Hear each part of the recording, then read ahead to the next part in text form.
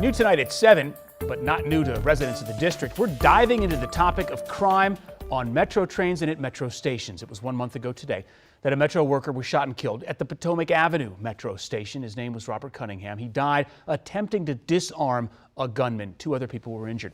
Well, tonight, a local volunteer group says they are focusing their safety efforts on the transit system after a series of deadly shootings.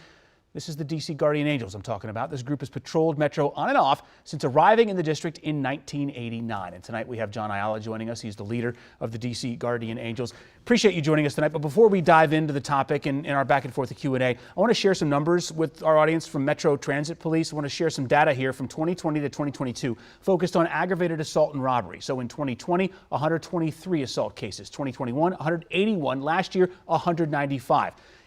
Robbery cases in 2020, 165, 199 in 2021, 227 in 2022. All right, so look, there it is. There's the facts. It's clear. Crime is going up. It's climbing. What are you in position to do about it? Okay, so like you saw, it's climbing. And it reminds me of when we started the Guardian Angels on a New York City subway station in 1979. The crime was going up. Wasn't enough transit police officers, so we decided, a bunch of young people, 13 of us, we had to make a difference. So now we're in D.C., same thing. The crime is going up, and most people, what they do is complain. What is the police doing? What is the mayor doing? What is the council people doing? But they're not taking action. But they're not taking action. You have to dry off your shoes, put them on, and go out there and say, you know what? I'm going to make a difference. So that's what we do. We going out there and we're being that extra eyes and ears for the police and letting people know we're going to report you, and if it comes down to it, we may even detain you for the police. Let's get into it. How many of you are there, and how do you target when you go out and where you go out? Okay, so right now we're at about 30 members. We're doing heavy recruiting, hoping to have 100 by the end of spring if it works out right.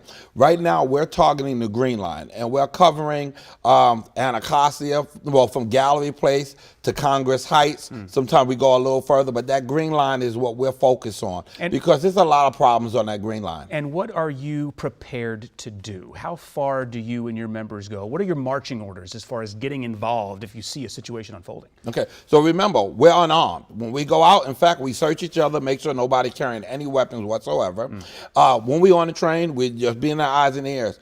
But if we see a fight break out, which has been happening where the young kids, they beat up people and they're filming. You know, they want to put it on all these video stuff, you know, media. So we'll go in, break them up, send them on their way before they start pulling out the knives and the guns. So you'll get physically involved? Oh, yeah. We're going to physically get involved so we can send them on their way. Because if we don't, we may wind up seeing on the news later on that night that someone got stabbed or maybe even pushed in front of a train. Of course, you're hopeful that it never has to get to that point. You're hoping just your sheer presence there would dissuade somebody from doing anything out of line. That's right. I mean, just like a security guard, our job is to be a deterrent, observe, and report to the police what's going on. We know, we see something, hit them call boxes that are on the platform or in the train and let them know we need assistance immediately. Right. John Ayala, the founder of the D.C. Guardian Angels Chapel, appreciate you coming in to talk to us.